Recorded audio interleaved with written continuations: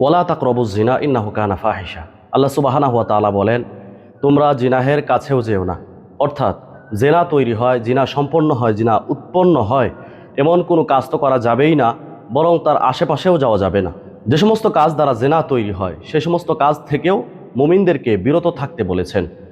অর্থাৎ রাস্তা দিয়ে একটি মেয়ে হেঁটে যাচ্ছে, বেগানা একটি মহিলা হেঁটে যাচ্ছে, লালসার দৃষ্টিতে যদি তার দিকে তাকান তাহলে এখানে ভালো লাগা বা ভালোবাসার একটা ব্যাপার চলে আসে। এই জন্য ইসলাম বলেছে, কোরআন বলেছে, কুল্লিল মুমিনিনা ইয়াগুদ্দু মিন আবসারিহিম ওয়া ইয়াহফাজু ফুরুজাহুম যালিকা আযকা লাহুম।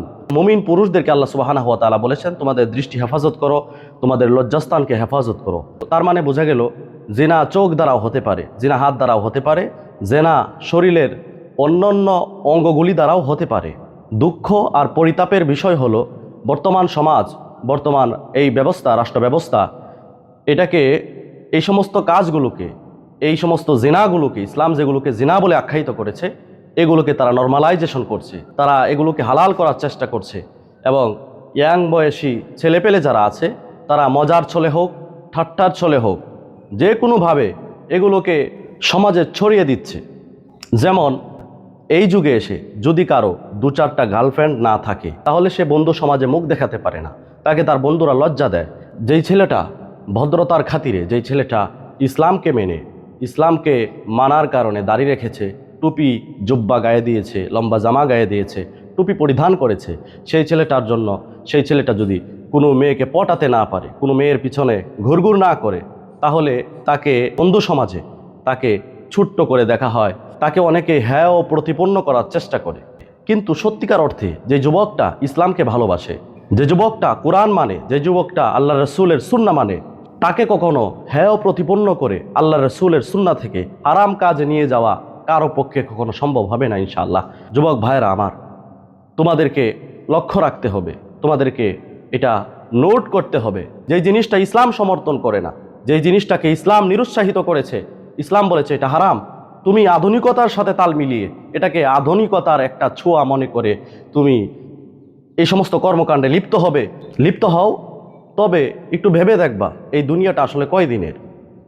মৃত্যুর পর ফেরেশতারা এসে সওয়াল করবে, তখন তোমার অন্তরে যদি রাসূলের ভালোবাসা থেকে, আল্লাহর ভালোবাসা থেকে অন্য কারো ভালোবাসা তোমার অন্তরে থাকে, অন্য কারো ভালোবাসা তোমার হৃদয়ের মধ্যে, হারাম ভালোবাসা যেটা আছে ওইটা যদি থাকে, তাহলে তুমি আল্লাহ এবং তার রাসূলকে নিয়ে যে প্রশ্নগুলো করা হবে সে প্রশ্নের উত্তর তুমি কিভাবে দিবে? ভালোবাসতে হলে বিয়ে করো, বিয়ে করার পরে নিজের স্ত্রীকে ভালোবাসো, ওয়াইফকে ভালোবাসো, সন্তানকে ভালোবাসো, পিতামাতাকে ভালোবাসো, ভাই ব্রাদার আত্মীয় স্বজন যারা আছে তাদেরকে ভালোবাসো। ভালোবাসার মানুষের পৃথিবীতে অভাব নাই, কিন্তু অন্য একটা পর নারীর জন্য তোমার মায়া হবে, অন্য একটা পর মহিলার জন্য, অন্য একটা গাইরে মাহরাম মহিলার জন্য তোমার অন্তরে মায়া থাকবে। ইসলাম এটাকে কখনো সমর্থন করতে পারে না। অনেকেই বলেন যে হুজুর আমার তো একটা হালাল গার্লফ্রেন্ড আছে। হালাল গার্লফ্রেন্ডটা কেমন? আমাকে তো ফজরের সময় সে ঘুম ভাঙিয়ে দেয়, ঘুম থেকে কল দিয়ে জাগিয়ে দেয়।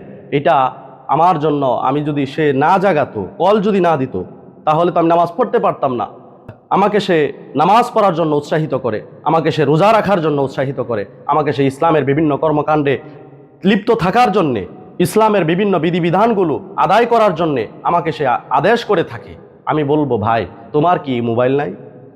যে মোবাইল দিয়ে কল দেয়, এই মোবাইলটাতে তুমি অ্যালার্ম সেট করো, এই অ্যালার্মের মাধ্যমে তুমি ফজর পড়তে পারবে, জামাত ছুটবে না ইনশাল্লাহ। আর বর্তমান সমাজের যুবক যারা আছে ওরা তো অধিকাংশ সময় রাত জাগে, তাহলে ফজর নিয়ে এত চিন্তা কিসে? হালাল গার্লফ্রেন্ড আছে, হালাল গার্লফ্রেন্ড আমাকে সাহারির সময় জাগিয়ে দেয়, আমাকে বলে রোজা রাখতে হবে, আমাকে বলে নামাজ পড়তে হবে। কেন? কোরআন কি তোমাকে এগুলো আদেশ করেনি? কোরআনের আদেশ থাকা সত্ত্বেও কোরআনের আদেশকে তুমি হেলায় ফেলায় ছেড়ে দিচ্ছ। কিন্তু একটা গায়রে মাহরাম মহিলা তোমাকে বলল রোজা রাখতে হবে, তুমি রোজা রাখো, কিন্তু ইসলাম বলেছে, কোরআন বলেছে রোজা রাখো, তুমি এটাকে কোনো পাত্তাই দিচ্ছ না। তোমার পিতামাতা বলে যে কাজ করো, তোমার পিতামাতা বলে রোজা রাখো, নামাজ পড়ো, এগুলোতে তোমার কোনো ভ্রুক্ষেপেই নাই। কিন্তু তুমি হারামকে হালাল করার উদ্দেশ্যে, একটা হারাম জিনিস গায়রে মাহরাম একটা মহিলাকে জায়েজ করার উদ্দেশ্যে তুমি বলো যে আমার হালাল গার্লফ্রেন্ড আছে। এগুলো হলো সম্পূর্ণ অবান্তর কথা। ইসলামে গার্লফ্রেন্ড প্রথা, হালাল গার্লফ্রেন্ড হোক আর হারাম গার্লফ্রেন্ড হোক, এগুলোর কোনো ভিত্তি নেই, এগুলো সম্পূর্ণ নাজায়েজ। তোমার যদি কাউকে ভালো লাগে, কাউকে যদি তোমার পছন্দ হয়, প্রস্তাব দাও, বিয়ে হোক, বিয়ের পরে যত ভালোবাসা আছে স্ত্রীকে দেখাবা। স্ত্রীকে ভালোবাসা দেখিয়ে যদি তুমি একটা টাকাও খরচ করো, এটা সদকা হিসাবে গণ্য হবে ইনশাআল্লাহ। কিন্তু যদি একটা বেগানা মহিলাকে, একটা বেগানা নারীকে, একটা বেগানা মেয়েকে, গাইরে মাহরাম একটা মেয়েকে তুমি যদি 1 টাকার একটা চকলেটও কিনে দাও, তাহলে এর জন্যও তোমাকে হাসরের মাঠে জবাবদিহি করতে হবে। সবার আগে তোমাকে মনে রাখতে হবে তুমি একজন মুসলিম, তুমি একজন মুমিন।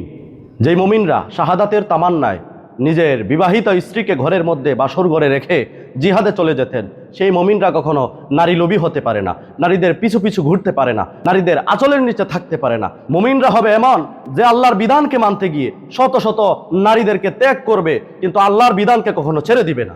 তবে হ্যাঁ, নারীদেরকে সম্মান করতে হবে, নারীদের মর্যাদা যেন ক্ষুণ্ণ না হয় সেদিকে লক্ষ্য রাখতে হবে।